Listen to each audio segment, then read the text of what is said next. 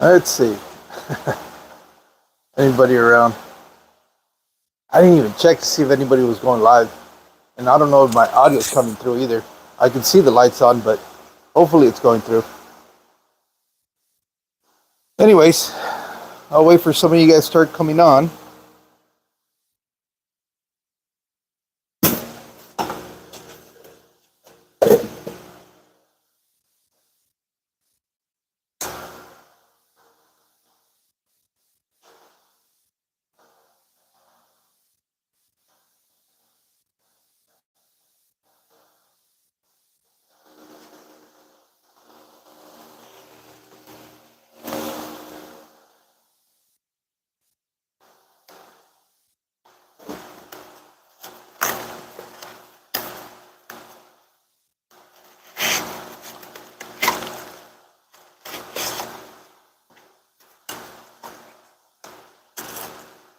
Just when people start coming in here, we'll have a little chat about this weekend's event and my thoughts on it, and hopefully what I'd like to see for the future regarding the event.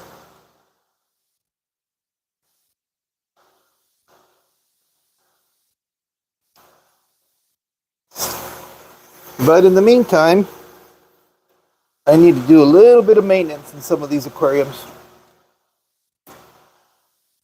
Got to do some water changes. I haven't changed the water in this one in over a month. So figured today was probably a good day to do a water change on it. Oh, okay.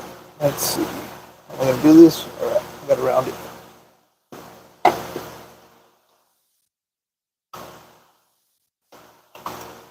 All right. Well, some of you guys might know, this weekend I was up in Pomona near LA County, and they had this event going on called the LA Pet Fair. Hey, I don't know if this is going to be interesting. Buds, hey, thanks for being here, Buds Files. Let's see. Oh wow, people are really starting to come in now. Well, like I was saying, this weekend I got to go up to the LA area and attended what was my very first expo. I know expos relating pets have been around for a while. I guess the most notorious one for us in the aquarium hobby is Aquashella, which it's interesting because I see things kind of changing a little bit and the directions that they're going. I guess the whole thing with these expos, you got to understand, I guess, what you're kind of going into and what the expectations are going to be for it. I think the one in this last one that I went to LA was really interesting. But I think what happened there is that's an old established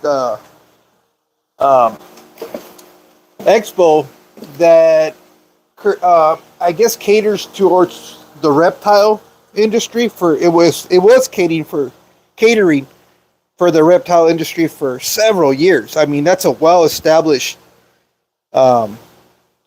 show that they have there. And one of the things the takeaway I got from all of this is that you're trying to find a little bit more of the aquatic stuff. So they decided to take a stab at it since they're already putting on an expo, and they did something pretty interesting. They incorporated several of the hobbies into one expo. Kind of, I guess, also, if I remember correctly, what Aquashella was kind of doing, where they were starting to bring in a little bit more of the reptiles. They had, if I'm not mistaken, the one in, was it Orlando? They had a big display terrarium, a big old box that they had done, a whole room. It was probably like 10 by 10. And they had done like a live expo in there. So I can see that the industry is starting to understand that they could probably maximize they're bang for their buck. If they start not just doing very specific expos, being that like for years you've had only like reptile shows, or you've had only like reef shows. Aquashella was just I guess just aquariums, but even they started gradually kind of incorporating some of the other hobbies, which is really interesting because it's something that an observation that I had been making for the last couple of years. I know we even talked about it on Fish Plants y Mas on one of the episodes. The trends that we were kind of trying to guess which direction the hobby was headed into, which I think is pretty interesting. Oh shit, 25 of you guys. Let me see. Sorry about that. Hey, can you guys hear me? Morning, Jorge. Just making pancakes. All right. I know it's kind of early, huh? I'm supposed to work tonight, but I woke up a little bit early so that I can probably sleep in the afternoon before I go to work. Buenos días, Sammy. Les estoy comentando que este fin de semana fui a una exposición de mascotas en el área de Los Ángeles.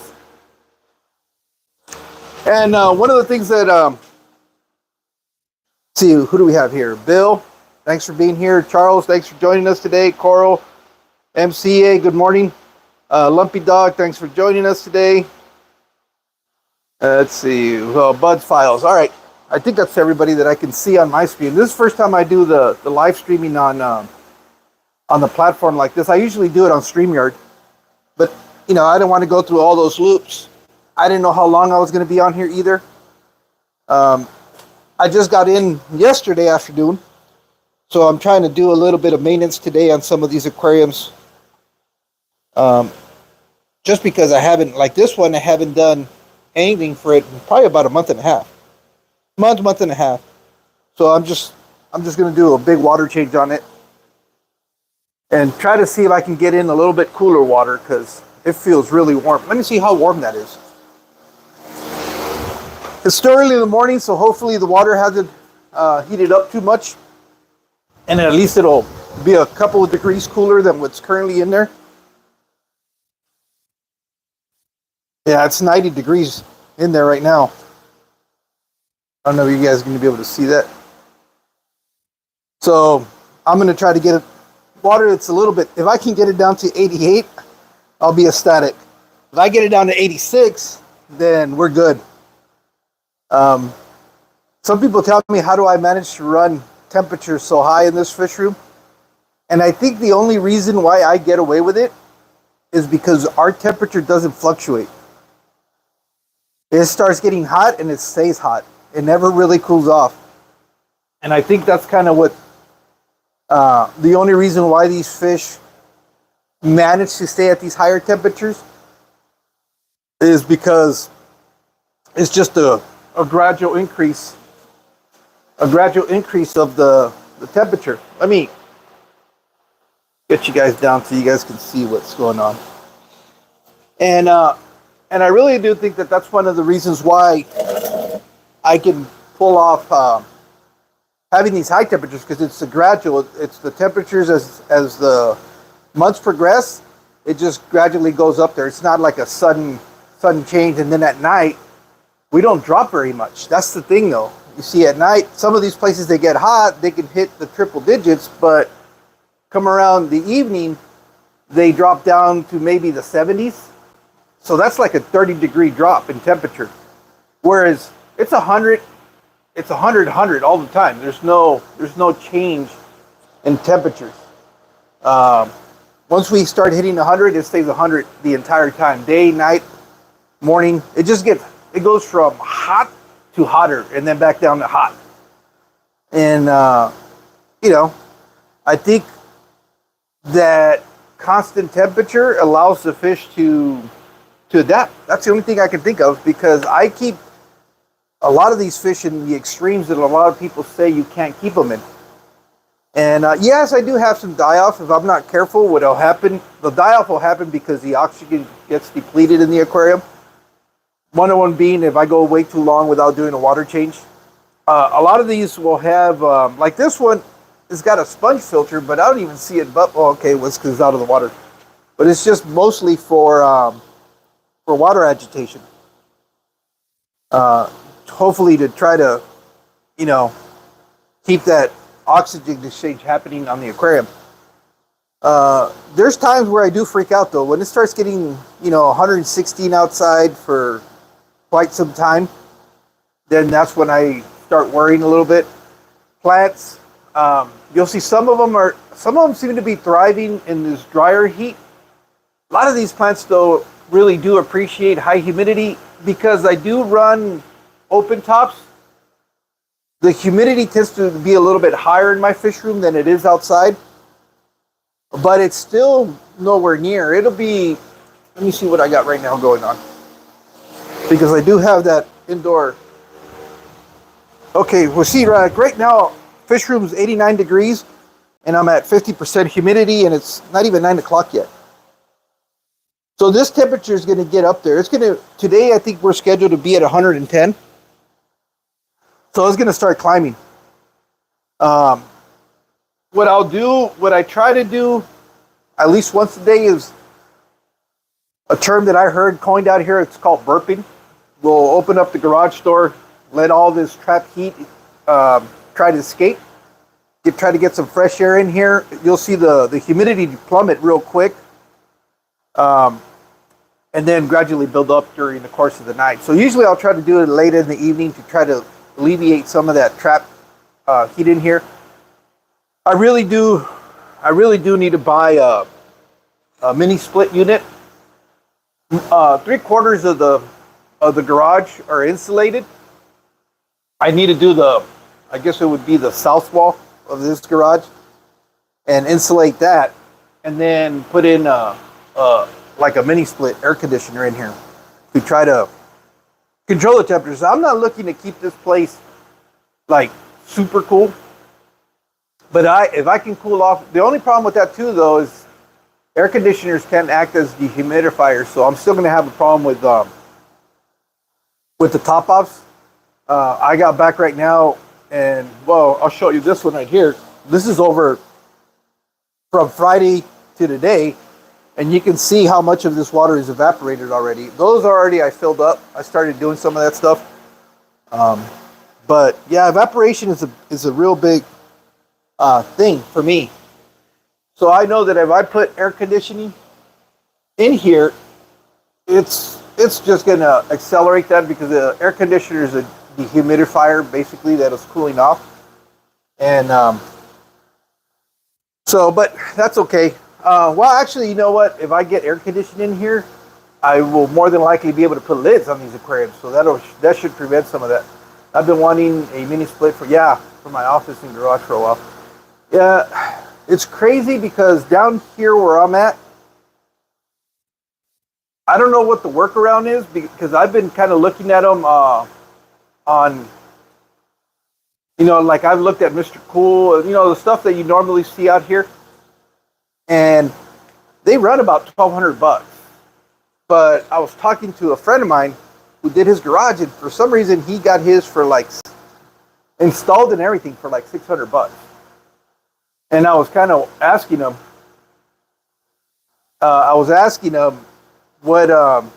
What his bill was, the increase on power consumption for his garage, and he said it was only like $20.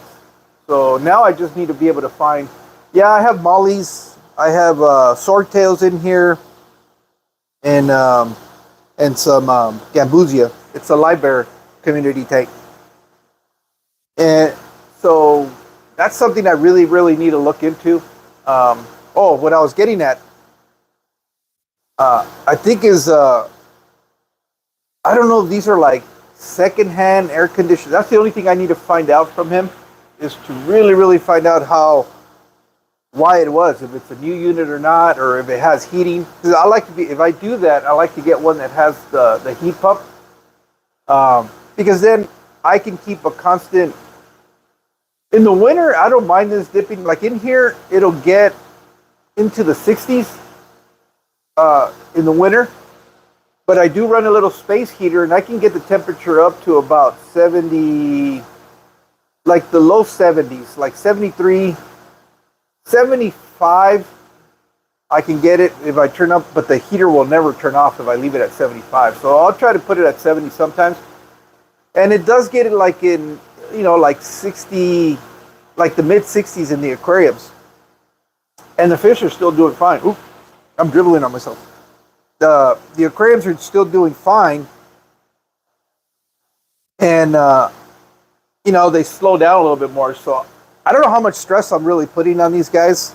How much I'm really shortening their life cycle, because I run them real hot in the summer and cooler in the winter.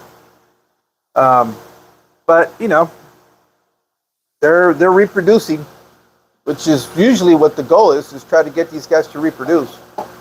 Let me go start this other siphon.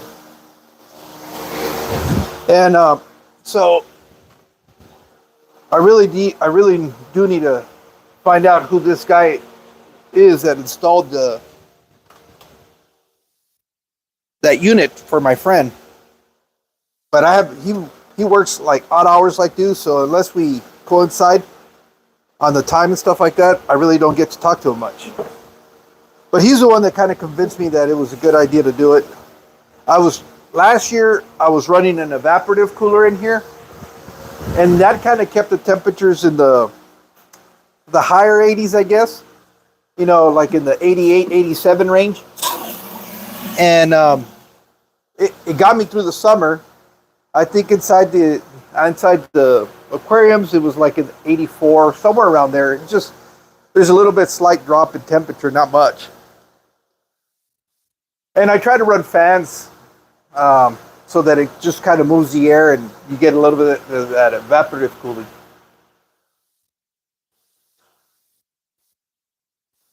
So, but anyways, what I wanted to talk about was the expo that I went to.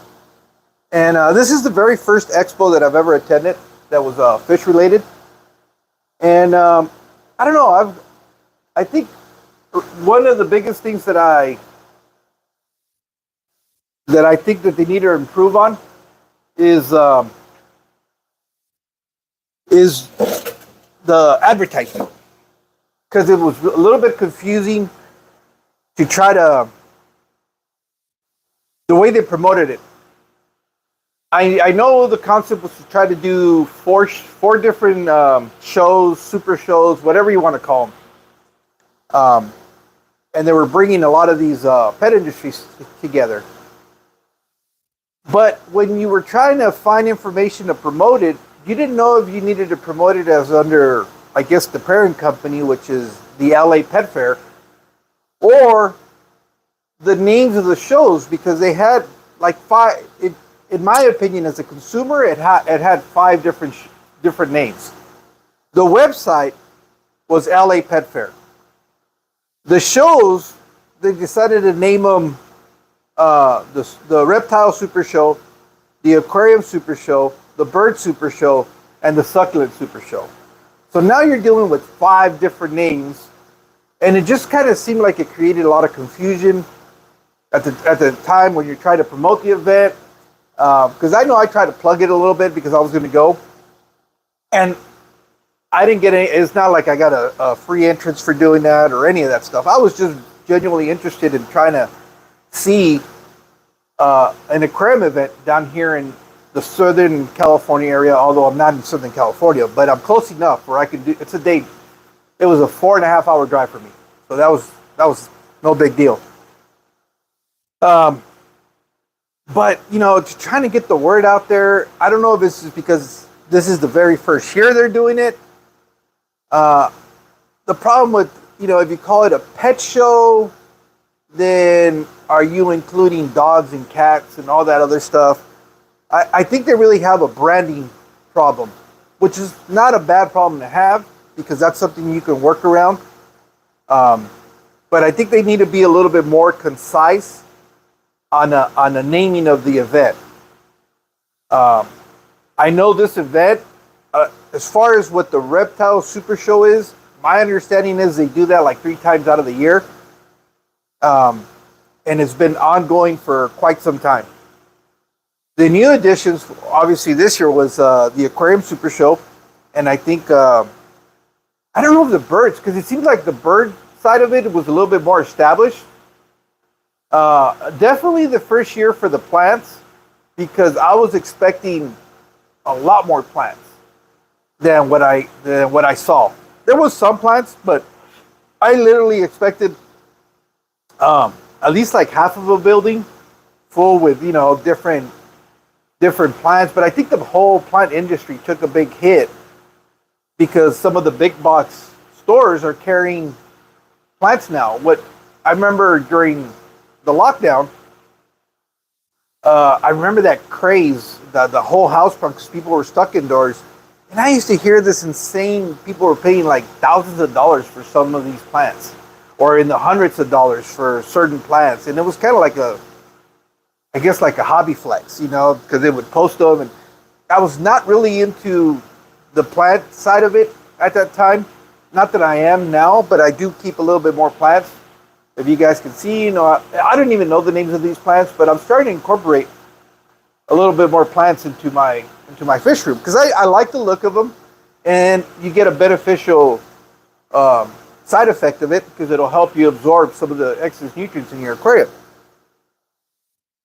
But I was kind of, to be honest, I was a little bit disappointed with the plant section. I guess it's called the succulent because that was really what they were trying to push. But I didn't even succulents. I didn't see that many. If you look at some of the shorts that I've dropped, I'm going to release the video probably either later today or tomorrow of my walk around the event. I know GNC Aquatics, he did a short one that he dropped this morning. If you guys want to look at that and get a quick glimpse at what it is. It was, and then the way, and I guess Gabriel made a good point. And this is why I also know that the Reptile show is the established show. That's the one that's drawing the greatest number of people, because the way they set up the buildings, and I think that might have been a mistake for them, was they did the very first building as you come into the grounds. That was the Reptile show, and you walked in there and it was jam packed. You'll see in the videos where it's just people were shoulder to shoulder. Tons of vendors, and we got all excited because we're thinking, well, shit, this is what the Reptile side looks like. Well, I wonder what the Aquatic and the other sides are going to look like. So you get this really, really big buildup, at least for me, and this is obviously coming from an aquarist point of view. And obviously, in all fairness, this is the first year that they're branching out. So I understand all of that. Hey, Whip, let me see who else has come in here real quick. Coral, I'm sorry, I'm really bad at reading comments, and doing it on this phone is even worse. I would have someone else replace the springs. Oh, okay, you guys are talking about something else? Let's see, I got Whip, Charles is in here, Jim Fish, hey, thanks for being here.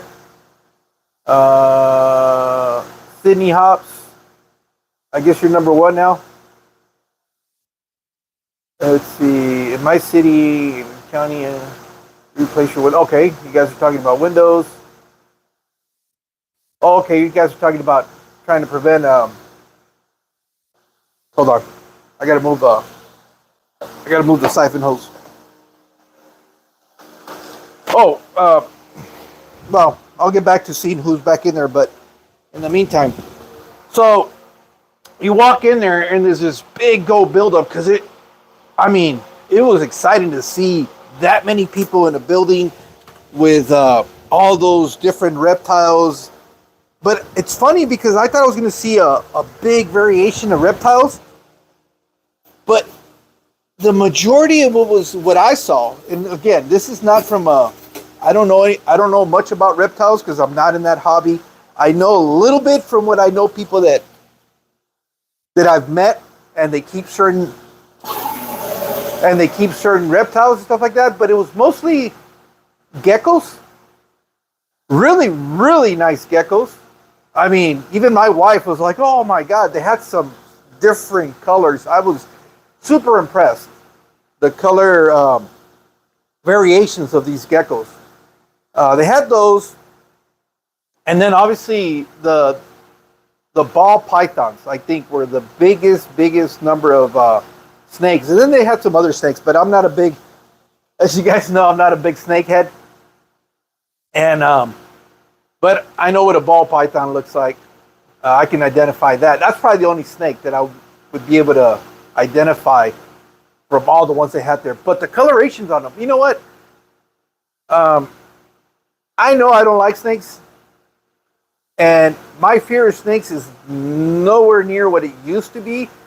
One of the things that I started doing was watching a lot of the reptile content that had snakes, because I was trying to learn about snakes so that I could get over that fear of snakes.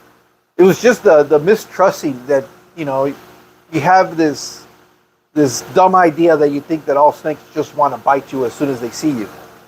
And I think that's what my biggest fear is getting bitten by a snake. And now that I know that, and this is obviously going back to when I was smaller, thinking that all snakes were like rattlesnakes, they were venomous. If you got bit by a snake, you could potentially die. And then obviously now, the older I've gotten, the more I've learned, you realize that, you know, there's different kind of snakes, and not all of them are venomous, and you start learning that, you know, certain characteristics that teach you that that's not a venomous snake versus a venomous snake. Although there's some that, you know, are oddballs and will define those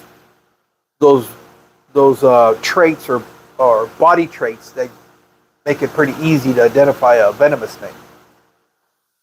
But anyways, it was cool. I mean, I found myself being perfectly comfortable around the snakes as long as somebody was handling it or it was in its enclosure. I still, even thinking about it, makes me anxious to try to touch it or grab it. I mean, that's not true. I can pet it as long as I know the head is not looking at me. But it's like touching a hot pan. You know, it's kind of like, oops, okay, I touched it. And but there was really some beautiful snakes. I mean, the coloration on them. I mean, just as varied as you saw those geckos, they had all these snakes that were just the same color pattern. You know, these insane colors. And then the third biggest reptile that I saw there that they had the most quantity of were chameleons. And they had some crazy ones with some, it almost looked like a kindergarten kid would have colored these animals, because they had all these different variant colors, which I thought was pretty interesting, because I thought instinctively these animals would try to mimic their environment, because that's their defense property. So I was asking a lot of questions. And it turns out that some of these guys do get selectively bred. You're not going to find them in the wild. But I was amazed that the one that looked like a rainbow, that's actually the way you find it in the wild. And when it's relaxed, it has all these colors, I guess. And when it feels stressed, it'll change colors to try to get away from whatever is stressing it. And so that was pretty interesting.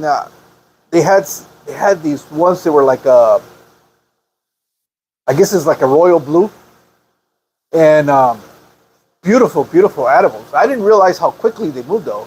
I always thought they were like a slow moving animal, because you see them in videos, and they kind of bob back and forth when they're walking, but they can move pretty quick. I was really surprised how quickly they can get there. I thought I was going to see a lot more variation of smaller lizards and stuff like that. I might have not looked in the right place, or I might have just looked over them, but I didn't see a lot of that, like bearded dragons, that kind of stuff. A couple of places they had like some really, I guess, monitor lizards, but they weren't predominantly the big attractor of the show. It seems like geckos. If I had to guess, it was like ball pythons being the number one species of animal that was in the reptile show, just followed immediately by the geckos, because it seemed like every vendor or every stand had geckos. Oh, hey, Brandon. Okay, see who else. Let me go back to this. Oh, Adele, thank you for being here. Lumpy Dog. Hey, Garcia. Thanks for being here. Yeah, I normally do wear. I need my glasses to be able to look at a distance. When I got to read screens, that's why you'll see me take them off because I can't. I guess what is it? I'm nearsighted, or I. To this day, I've been wearing glasses for a long time, and I can't tell you. I can't see at a distance, but I can see up close. If that makes any sense. Um, so to read and stuff like that, I don't need them. Hey, Bill. But I do need them to be able to look at a distance. It got to the point where people would wave at me, friends of mine, and I'd just wave back out of courtesy, but I wouldn't be able to tell who it was. Hey, Gabriel, thanks for being here. Jay, thanks for joining us. And anyway, so like I was saying, I think the big attractor were the snakes, obviously, because it seemed like every other vendor had snakes. And, you know, they would have like what I call like little shoe boxes full of snakes. I mean, the whole table would be full of snakes. And then immediately after that, the most visible or the most number of reptiles that I saw were the geckos. And like I said, it made me want to investigate a little bit more about keeping geckos. That's how cool they look. But I don't know if I have time for another hobby, another animal hobby. Having the fish room and having my dog, I can hardly keep up with the dog now because I have so many aquariums. But yeah, they were really cool, especially because my wife really loved them. So I knew if I just pulled the trigger on and said, "Hey, let's get one," she probably would have said yes. And side is overrated. Pretty sure my wife, like the wife said, kept me. Yeah, my wife wears glasses too, and she wears reading glasses, so that's probably why she's still around with me, because she can't see what I look like when she's up close to me. So that was super exciting. We came in here. It was just, I was thinking, wow, you know, this is going to be real cool. It was the other thing that was kind of, and I think Anthony, First Class Aquatics, kind of pointed out, it had kind of like a fair vibe to it. Because as soon as they have the gates set up just like coming into a county fair, or you're going through the tickets or whatever, and then as soon as you come in, there's like a food court. They have all these carnival vendor foods. Anything you can find at a county fair, you know, the deep fried goodies, all the typical carny food. They all had it there. You know, so you're walking in and it's kind of laid out like an L. You come in through the gates and then you make a sharp left, a 90-degree left, and then that's where you run in front of the entrances to the three buildings that were set up for the expo. So the natural traffic flow as you're coming in, and the thing is, they're not really announced on the outside what they are. They kind of told you if you had to look on the app, and they would say building number 6 is reptiles, building number 4 is aquatics, and building number 3 or something like that was a bird.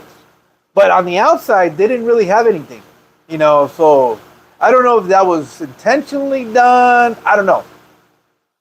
But it would have been nice to know what you were getting into. Although I didn't mind it because it was always a surprise when you walked into the building. But what I was getting at, and again, I understand that this is the very first year that they're trying to encompass all of these shows. So obviously the established show is going to have the biggest draw, which is the reptiles.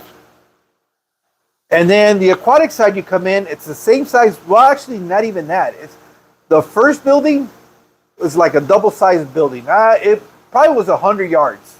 I mean, if I had to guess. It probably was the size of a football field. Well, maybe with the first section of what you typically find at a high school field of the bleachers, but it was enclosed. That's how, so you can get a visual of that building. The next building was probably half that size, which is where the aquatic side was. And so that's probably like a 50-yarder kind of field. And you walk in, and that one was not as full and a lot less traffic. But I think what was happening is, as people were coming into the event, they were being kind of funneled because that was the very first building. Because we did it, we just kind of the way it was laid out, it just kind of we just kind of went in there, and as soon as you walk in there, you're like, holy smoke, you know, because it was. We got there maybe an hour after it had opened, and it was jam packed. I mean, it was just shoulder to shoulder in there. And so we kind of worked our way through it. All the buildings were set up with three main corridors. You had one at the very far left-hand side, one in the middle, and one on the right side. And they had, obviously, all the rows of vendors. Well, in there, the vendors were table to table. I mean, it was just constantly...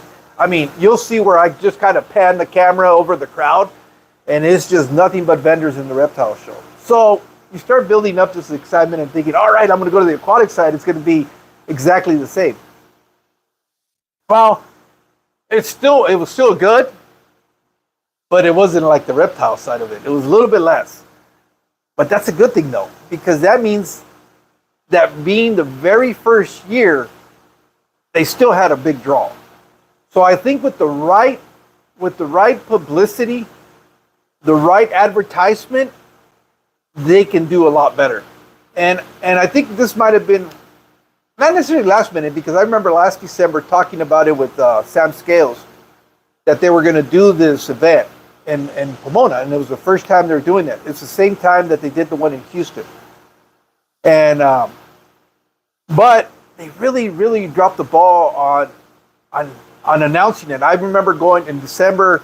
I think I kept going to their website, and it wasn't updated maybe until like March of 2024 that you started seeing a little bit more information. Because even when you went initially, it just said the Reptile LA Fair Reptile Super Show, and then they had made these like real generic placeholders for the aquarium and the bird and the succulent super show, but you went and clicked on those sites and they didn't have any information in there. Let me switch water hose. And so, you know, we walk in there, and it was still interesting. I mean, I've never been to a show. I'm out here in Arizona, and I'm not even in Phoenix in the metro area. So I'm out here in Yuma, which is the middle of nowhere, literally. So being able to go to this was really fun and exciting. Sorry for the fan noise. But even Gabriel said it was a little bit, he felt it was a little bit of a letdown because it wasn't quite as packed. Because we had experienced the reptile, he goes, maybe if we had come in here first and then gone to the reptile side, we would have been super excited. But because you walk into the main event, which is the reptile show, and you see this gathering of all these people, and then you walk in there, and we pretty much had the place to ourselves. I mean, not really, but compared to the other side, it was nowhere near as packed. And I'll switch over to the other tanks right now. So I think as soon as the Shelly tank gets full, I'll move over. And so it was kind of like a little bit of a and then you could tell that they didn't fill all the tables with the vendors that they wanted. Working on the car and lurking. Oh, all right, thanks, folks. And but me being the optimist, I think that place has a lot of potential. And I think if they're smart about it, they really need to use the content creators to help them promote the event. And one of the things that I asked, because Sam Scales, I guess, is a lot more involved with them. He's always involved with a lot of these events.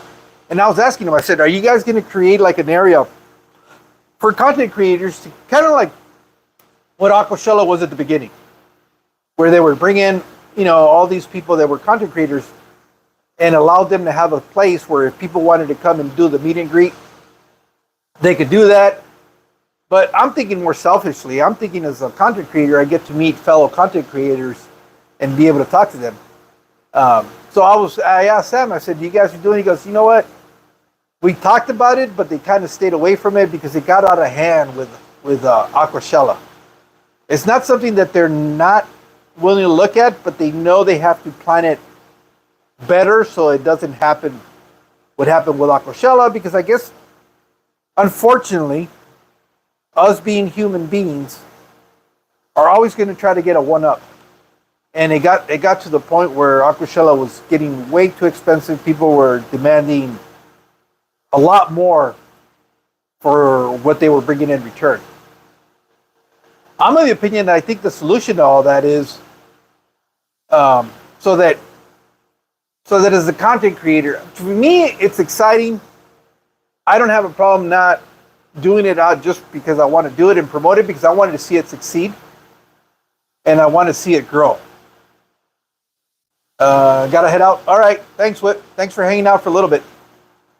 I like to see it grow because this is something fun. It's even my wife had a good time. I got to meet Gabriel from GNC Aquatics. I got to meet his wife. We hung out during all the event. I got to meet Lily from Lily Ichthyology.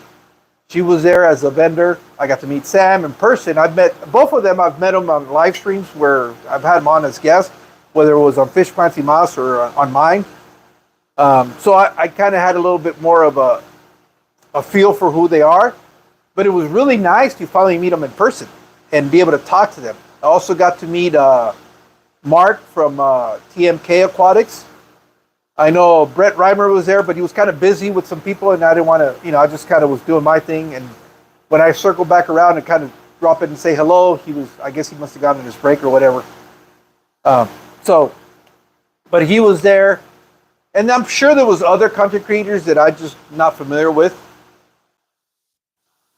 Yeah, he is. He's definitely, he's about as humble as they come. And always wanting to help. As a matter of fact, it was interesting. You'll see in the video. I went to his booth. His son was manning it because he was looking out for Lily's booth because she wanted to go take a break to get something to eat. That's just Sam. Sam will always go out of his way to help. He's just one of those type of persons. Let me switch my water. And so I walked around and finally found Sam, and sure enough, he was at Lily's. I didn't know. His son just said, "Oh, he's at a friend's booth manning it for them because they wanted to take a break." And then I come around the corner, and I see Sam. I'm going, "Oh, okay. So this is where you're at."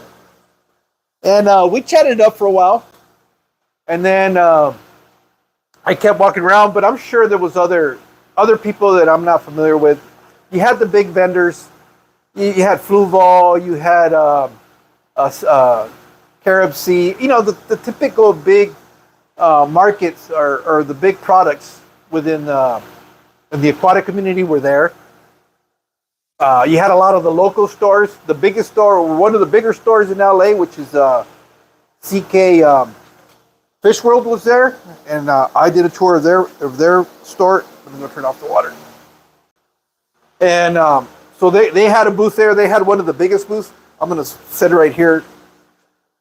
Sorry for all the awkward camera angles, but I'm kind of trying to do my water changes. And so they were there. They had a big old. They must have taken up like four vendor booths, if not more. And they were the biggest presence there, which makes sense. They're from I think West Covina, which is just right next door to where the event was held. And so far from all the stores that I visited in the LA area, they're one of my favorites. Because they kind of cater to me, which I like the smaller fish. I like doing some of the aquascaping and things like that. And that's what CK World offers. I got a mess in my fish room that I got to clean up. And so they were there. And then there was some other ones. Like I said, I know Mark from TMK Aquatics. He did a live aquascape. He did the hardscape one day and then the other stuff the next day. So, but it's like I said, there's still a lot of it, and you'll see in the video. There's a lot of room for vendors from different vendors. I think this being the very first year, either people did not, they wanted to wait to see how this was going to play out, or they just had no idea, is what I'm thinking was the hesitation for a lot of the local vendors. Because I know there's a lot more stores. I know I thought I was going to be able to see Nolan's Aquariums there, but he had already committed to a different show closer to Santana. But it seemed like in a quick conversation, just on you know, on Messenger, not Messenger, but on Instagram, that they're planning to be there next year. So I don't know for a lot of the stores how last minute a lot of this was, that that they weren't there. And like I said, it was just really hard to promote it because you didn't know, you really didn't have an idea as to what to call it. I mean, how do you market it if you don't know? Was it the Aquarium Super Show? Because if you market it as the Aquarium Super Show, you're looking for that online. Luckily, I think those keywords would kind of lead you back in there, but you get to the site and you're not really sure if you're on the right site. So I think they just have a branding issue or a marketing issue that you just got to deal with, which is easy. That's something that's easily dealt with. Even because they did have, I started recently looking like on Instagram, because I have an Instagram account, I have a TikTok account. And I was looking for other content creators that might have attended the show. And obviously the first couple of days, you're not going to see a whole lot because a lot of people like to edit their their stuff where, as you guys well know, I don't edit anything. I just, one take Jake. I shoot it, I record it, and I upload it, mistakes and all. I just don't have the patience to edit. The biggest editing, and it's not even editing, because if I was really an editor, I'd take all the ums and what is it, the other thing that I catch myself saying a lot? Something like, now that I'm thinking about it, I can't come up with it, but I was watching the, so it's like, okay, I think, okay, that's, or something like that is something that, and I don't even edit that stuff out. I maybe should, but I'm too freaking lazy to do it. So what you see on the camera is everything that I'm saying, all the mistakes. I don't know how many times I'm thinking one thing in my mind and my mouth says something different. Words that I was like, when I go back and watch the video, I was like, what the hell? That's not what I was thinking. It's not what I was thinking. It's definitely what I said because it's on camera. Inaugural shows can be hinky, especially when not. Yeah, and I think that's what it is. I think it's just the lack of advertisement, but the bones are there. And I think it has good, solid bones to be able to grow. The one thing that I hope they don't do, where it'll water it down, if they could try to do it like the Reptile show where it's 3 times out of the year, I think that would be a little bit too much. I think if they do it one time out of the year, even this time, for me, people were saying it was hot. But you got to remember, I'm sitting right now in a fish room that is 90 degrees. And it's, 9 o'clock in the morning? Somewhere around there. So that was not very hot. What was nice is all the buildings had air conditioning. And in the Reptile show, I don't know, purposely they didn't have it very, very cold. Because the reptiles, obviously, they need to, if you make it too cold, maybe the animals will have will suffer a little bit because they like a little bit warmer temperatures. And then ACs, well, they're big dehumidifiers, so they would probably draw a lot of that moisture, and those reptiles need a humid environment. Again, I don't know much about reptiles, so I might be speaking out of turn. Oh, hey, Danny, thanks for being here.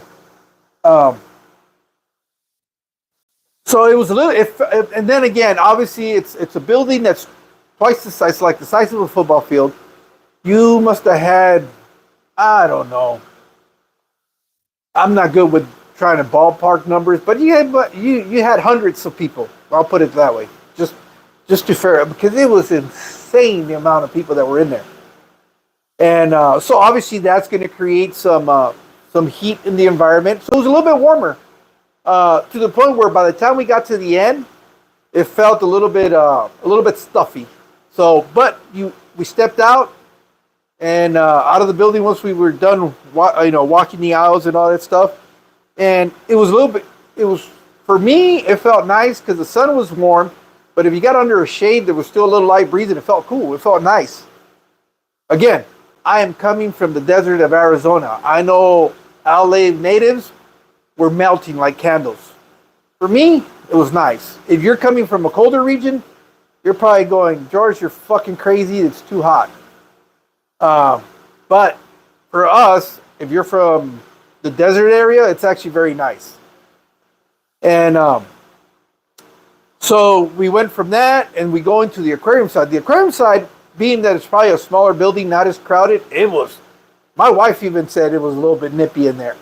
Again, we're desert rats. So maybe for people in that area, they thought it was warm, but for us, it actually felt cool. It must have felt, if I had to guess, it was like in the mid 70s in there. Actually, at least that's what it felt like. So we go from there and then we go to the bird side of it. And this is why I'm thinking the bird side is probably another show that's been around a little bit longer, but not as long as the reptile, because that was the second largest crowd was in the bird side. And you knew immediately walking into the bird building that you were in the bird building because it was loud. If you don't like loudness, don't go in the bird building. I don't mind it because it's just for a short time. Oh, and then also they had double doors and they wanted you to keep the two doors. It was kind of like those where you come in, close the door behind you, open the other door, go into the building, close the door behind you. And obviously that's obvious. If you have birds, they had an exhibit where they had some free flying birds around there and stuff like that. So obviously that's for safety for the birds so that they don't leave the building. For the most part, they were respecting that. But then when there was a time where the show ended, which had the biggest gathering of people, then people just fucking become idiots. They all wanted to hold the door open. It's like, dude, it's simple. Let off a couple of people to walk in, let them exit. Just to respect the rules. But people are weird sometimes. So that's the only time where I was like, man, these guys are. Hopefully nothing flies out of here. Because come to find out, some of those birds are pretty expensive. I didn't realize the pricing of birds or reptiles for that matter. And it was kind of cool. And this is why I'm saying that, because my wife sometimes gets sticker shock on some of the fish that we buy. And when I started pointing out, she goes, aren't you happy that I'm not into reptiles or birds? Because those prices were the thousands of dollars for a lot of those stuff. Inexpensive. I think I love it when I have haters part that just spent, $350 to fix an old car. Yeah. No, the cheapest geckos that I was seeing, and this is like expo prices. Again, I don't know if these are comparable to the market or they really are getting the deal, but I think the cheapest one I saw was for $100. I don't think I saw anything under $100 in the reptile section. Oh, the other thing they had that was like super cool were the bug displays. And I thought I was going to see a little bit more live bugs, but no, these were all kind of like, I know people that collect the insects in the shadow boxes. They had some really, really nice stuff. I mean, some of these insects that are out there in the wild, is you would think that somebody artistically painted them or did something to them, but that's just their natural colors. And that was really, really neat. And I guess also what I was finding out, some of the like the rhino beetles, I think that's what they're called, the ones that have that horn in the front. I didn't realize that they're selectively breeding those for colors. Because there was a guy that had, and that's not true. There was some live insects because he had those beetles. He had some spiders, tarantulas, and some like no, those were the stick bugs were in the soapbox. But anyways, he had a little display case that he was showing the different colorations of the beetles that they're currently breeding. It you start looking at those things, and it's almost like they're spray painted with metallic colors. But they're doing selective breeding on that stuff, which I'm not surprised. We do it in this hobby, so why wouldn't they do it in the reptile or the insect or hobby to try to draw some of these colors out? I have no feelings on that one way or the other. I thought they were cool. I'm sure there's going to be people that are going to say that that's not humane, but I don't see how it affects the insect, especially because it's being held in captivity. And maybe if they were doing that and releasing them into the wild, and then it became more susceptible to being a prey, I could see that. Hey, good morning, Benjamin. Hey, good morning, Daniel. Buenos dias. Thanks for being here.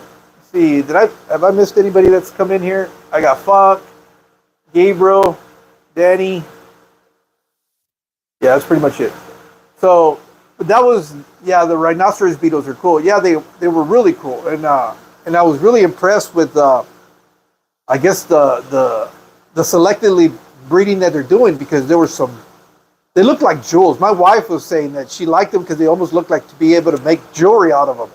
That's how stunning they were. And but so that was really, really cool.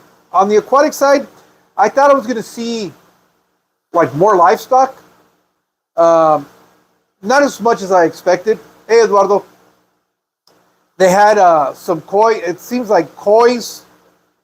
I guess there's a few koi dealerships in the area, because they were kind of like the bigger displays, and they had the bigger tubs, and they probably had the most livestock where the koi, and they were selling them. I mean, they were bagging koi's left and right. The koi's, most of them, I think they had a few that might have been about 18 inches. Everything else was smaller than that. The more common ones were about a foot long, between a foot and 8 inches, and then everything else, the predominant majority were like in the 6 inches or less, and they were selling like crazy. Again, that's not a whole side of the hobby that I'm very familiar to tell you. They had rare koi. To me, they're koi, and they all look beautiful. So, but if you were to ask me that they have, because I know they have these weird names. Now, when I had Christine on from Sweet Acre Koi's, she was telling me that there's bending on the marking and all this stuff. They have these other names, kind of like what we call our fish, but they're all the same species, but they just have different types. I know there's catalogs on the markings depending on how rare and how expensive they are. Let me switch out my siphon hose. And so they were there. They were kind of like the biggest livestock, or the largest livestock provider at the expo. And then you had CK Fish World. They had some livestock, but not nearly as much as they thought they were going to have. They had some rice fish, some goldfish, of course. Goldfish always do pretty well, I guess, in the expos. Wait up. Oh, I got to turn on the spigot. And so they had some goldfish, some your orandas, the typical fancy goldfish. Really, really nice goldfish, if you're into goldfish.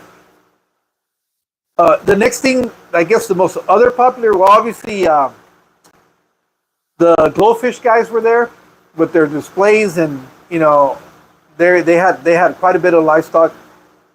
For a while there, I was thinking about hanging around Sunday to see if I could get, because they usually give all that stuff away, and pick up a bunch for the children's museum, just because I want that aquarium to have a lot more color in it for the kids. I took some mollies that I had, some the brightest orange mollies that I had, and I took about 8 of them, and those really popped in there. So I know that that aquarium desperately needs color, really, really bad. Uh, I I I know I was going to take some of the angelfish, but again, this is just white and black, and that's not the color that I need in there. But I'm waiting for more drops of these platies. I have some blue platies. Hopefully, they'll drop eggs, and I'll take some of the blues. But anyways, so but I didn't go. Honestly, I didn't go back the second day. Um, we did some other stuff here in LA. There's a lot of other stuff to do besides the exhibit. So I don't know what took place on the second day. I don't know. I didn't expect it to be much bigger. If anything, it was probably going to be smaller because a lot of the vendors are trying to get out of there.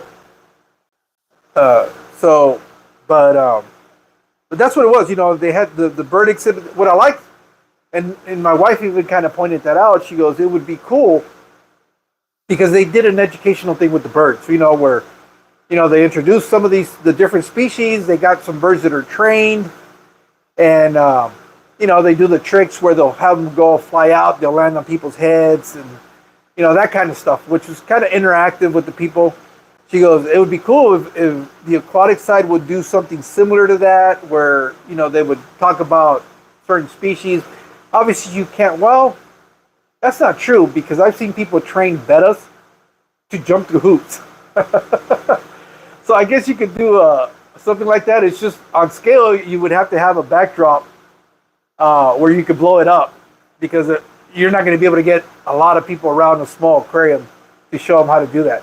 And I know some of the fish, people have trained them to do things. So that I guess what she was alluding to, it would be cool if on the aquatic side you had some type of a center stage, whether it's talking about a species, because they didn't have any talks. At least that I could tell, they weren't set up to have any talks. But then again, a lot of the expos, I don't think people really go for the talks, unless it's like a celebrity is a poor choice of words. I don't think that would be correct. But one of the more popular people that would talk in the bigger channels in the hobby, a lot of people are drawn to see them talk about their experience. So a bunch of us would be awesome. Yeah. So it would. That's what I was hoping. I was really hoping, and hopefully because I tagged them. I tagged the event on everything that I was putting out.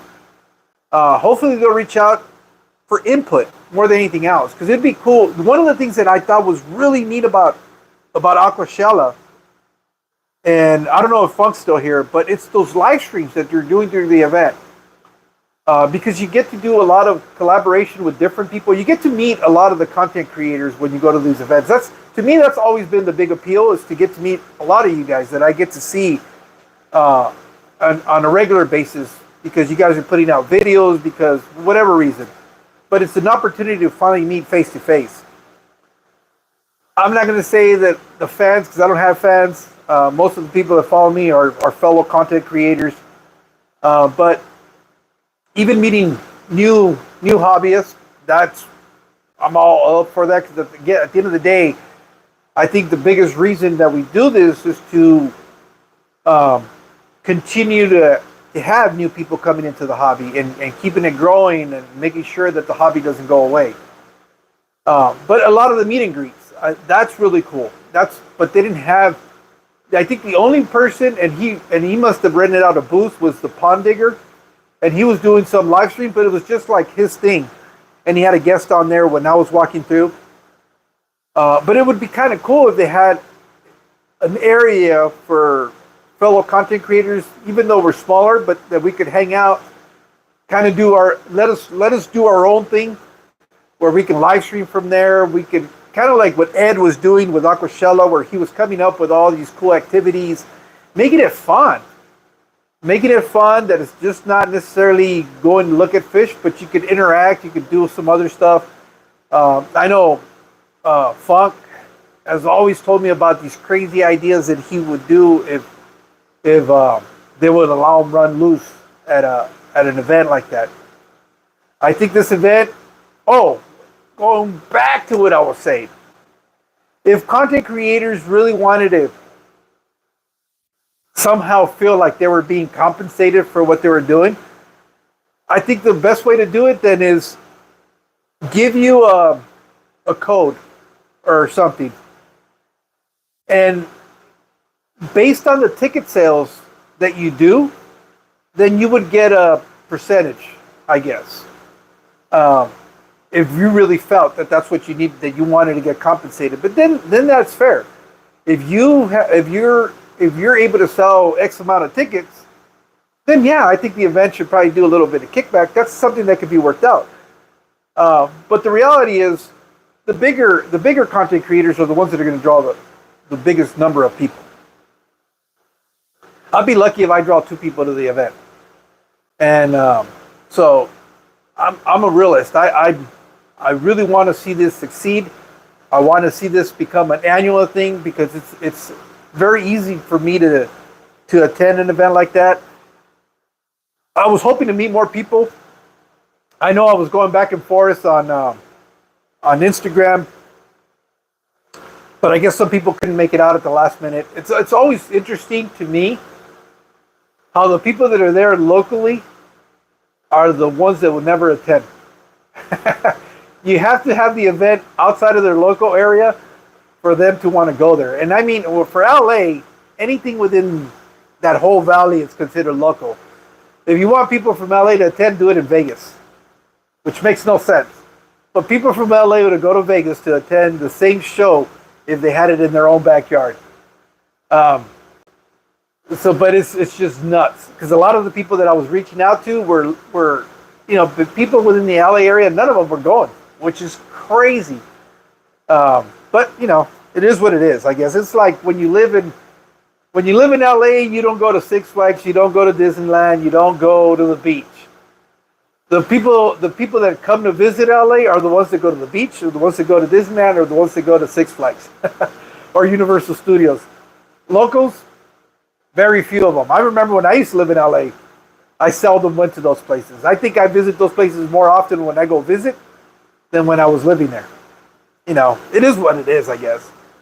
But yeah, I guess Vegas would be a really neat place to have the event. There's so many venues. The problem, I think, with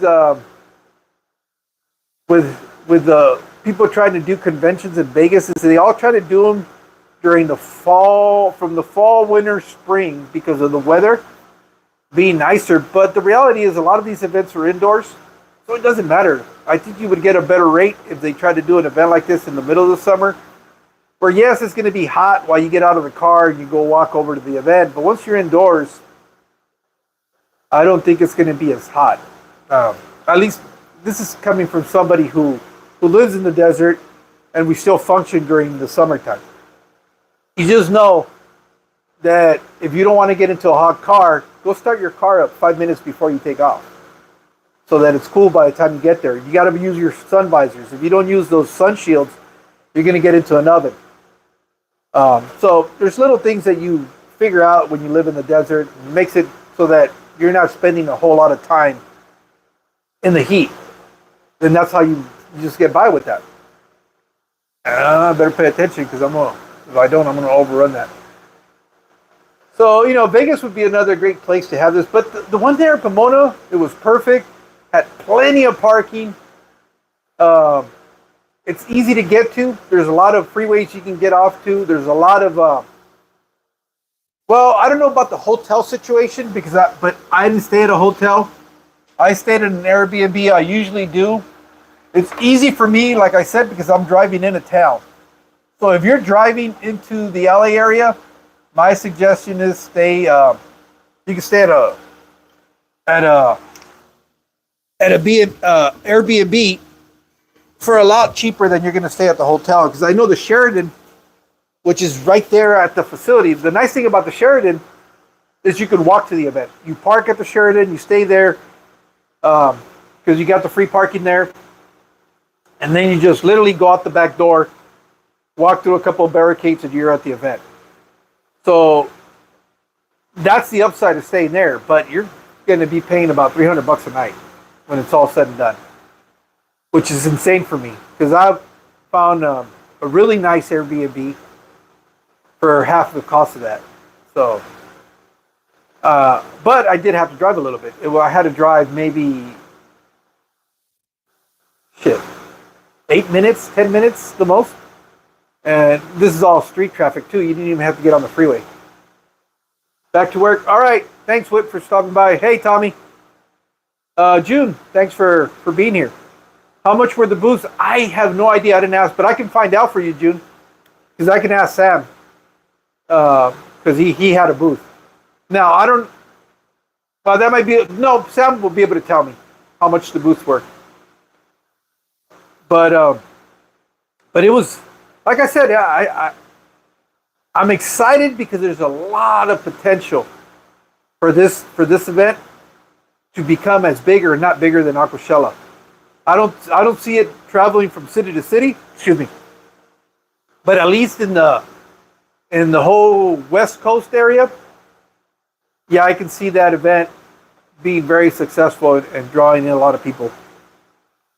And it's conveniently located because you're not in downtown LA. Because if you go to downtown LA, you're going to be stuck in traffic 24/7.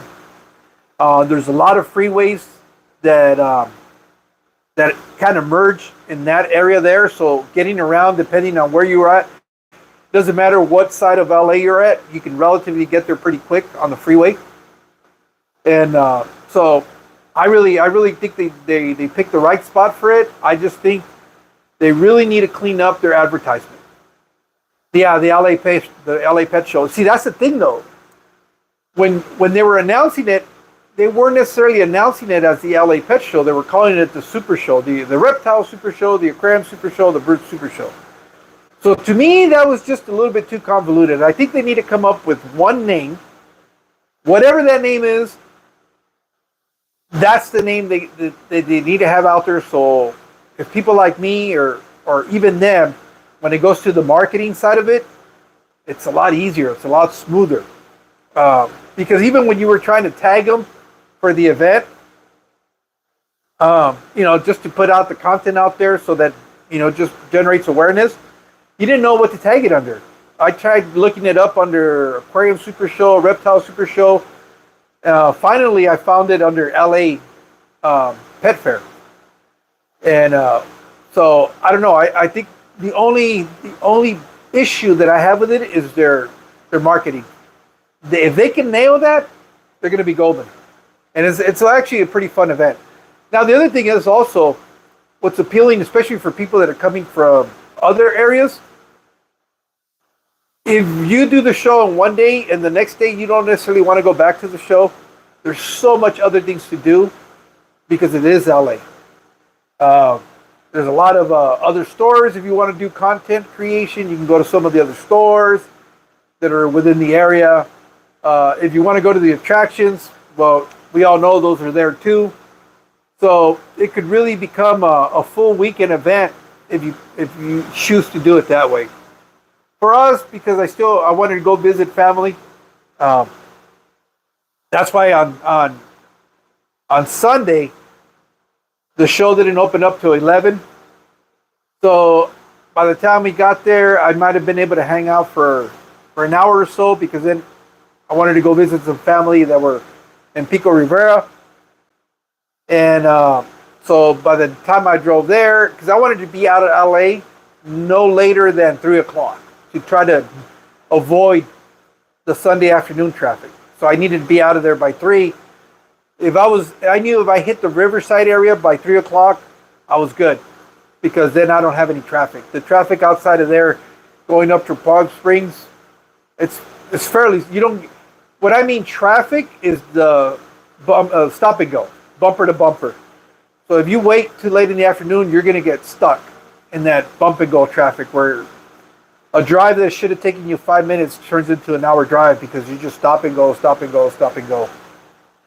So I was trying to avoid that. So I was trying to work my way out of the city before that. That's why I opted not to go back on Sunday. If they had opened earlier, like at 10 o'clock, like they did on Saturday, I would have been there from 10 probably to about 12:30.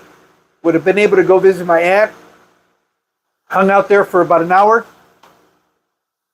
and then just start heading out of there before I got the traffic. Hold on, let me switch up some water.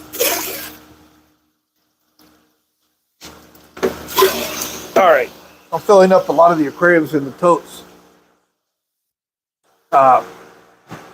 So that was pretty much it. But we had a good time. Like I said, being the very first expo, yeah, it was fun.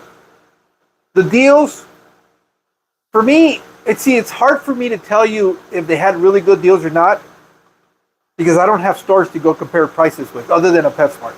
If I'm comparing PetSmart prices to some of the stuff that I saw there, hell yeah, they were having deals.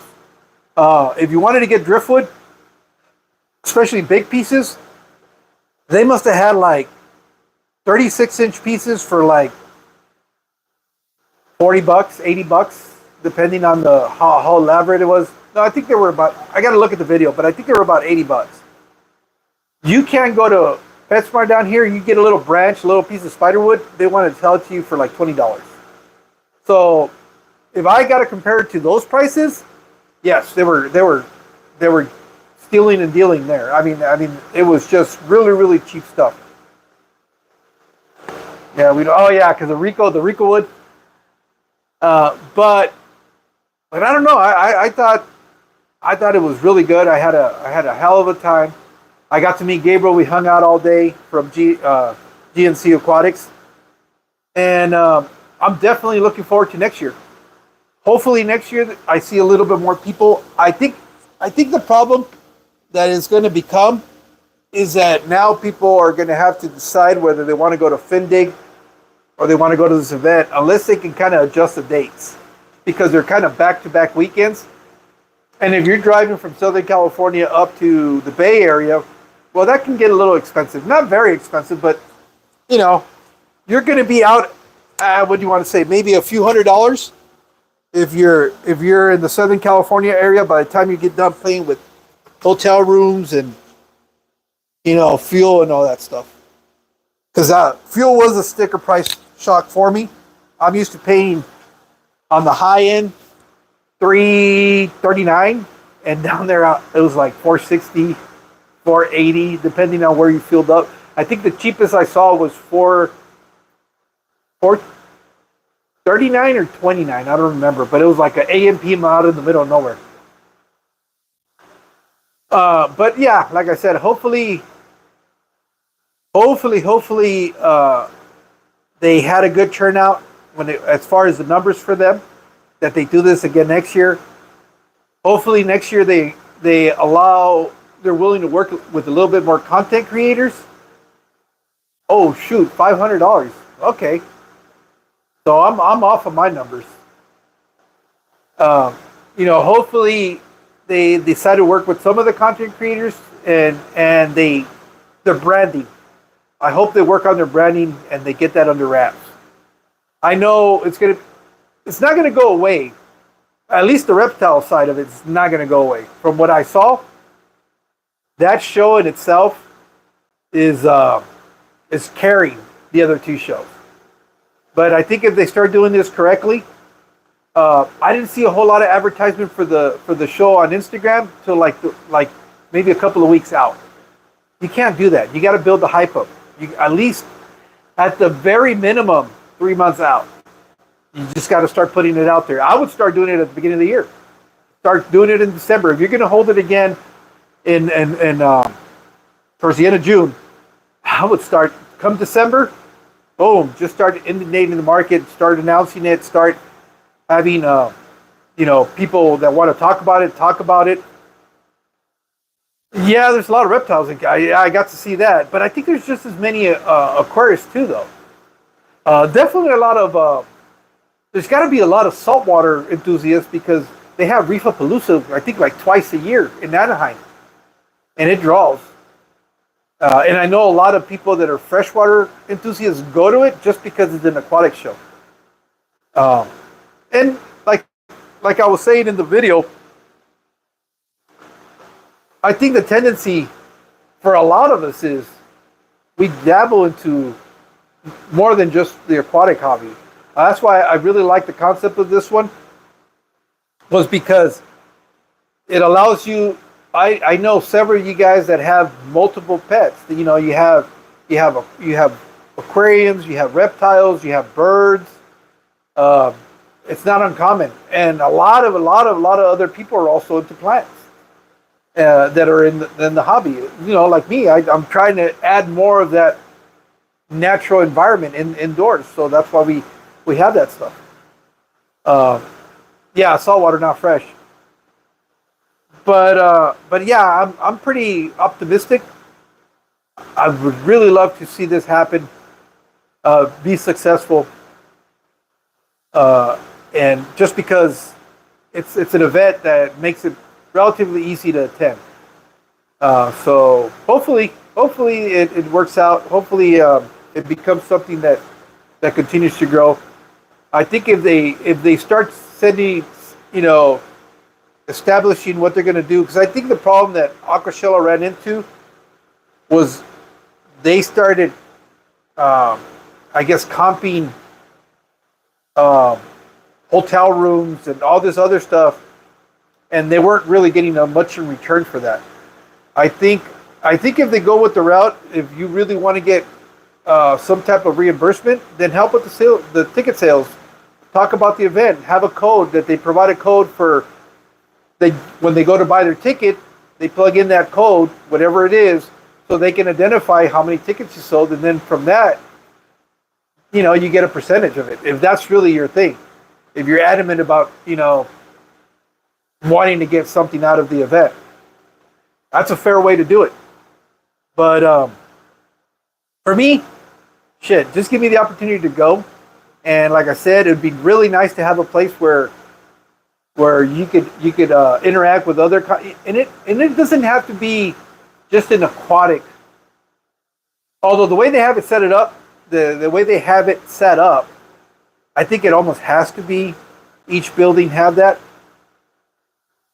Or who knows? Maybe they just have a building or a section of a building where all of them, you could have reptile content creators there, you could have bird content creators there, everybody, just, the plant people, and, having the different live streams going on. I think that would be awesome. And then for us, it just kind of helps us meet other people, because I'm pretty sure even people that are really into reptiles, one or two of them has got to have aquariums. Even if they're just doing reptile content, like I know several of you guys have dedicated aquatic channels, but you guys keep, some other reptiles, some snakes, some birds, because you talk about them, and not necessarily that you're doing content based on that. And you might watch some of their channels, so it would be really neat where we could just all kind of hang out, collaborate, do cross collaborations. Where I think that would be really neat. And that's something I would be willing to do, because I would get to learn about their hobby. They might get to learn a little bit about my hobby. And I'm sure, almost positive, I don't care what it is that you're in that niche, we're going to find some common ground. We all have that common ground. So you can help him in his latest batch of orange. Oh, okay. But yeah, that's pretty much it. Like I said, I'm going to continue in here doing some water changes. I think I've already talked for an hour and a half and haven't said anything. But I want to thank you guys for joining me this morning. I'll be releasing that video, like I said, either later on tonight or probably tomorrow. The only thing I need to finish up are my thumbnails and add the intro and outro music. But that's pretty much it. I want to say thank you guys, and I'll see you guys soon. The only reason I'm doing the live is because the grandkids are with the other set of grandparents. They also live, in the Imperial Valley, which is about an hour away from here. So they took them up for the weekend while we went down in LA. They wanted to see them. So it just originally we were going to take them with us, but the other grandparents wanted to have them. So we took them down there, and then we went up to the event. So it was just me and my wife. But you guys take care. Linda, thank you for dropping in. And hopefully, I'm sorry if I missed you coming in here. I do apologize. It's bad enough that Darble. I think enjoy the natural ambience, serenity of creatures existing in their environment, inside and outside the house. Yeah, I totally agree. That's the reason why we keep pets. But with that being said, thank you guys, and just be on the lookout for that video. You guys take care. Now, how do I end this? Oh, here it is. Thank you.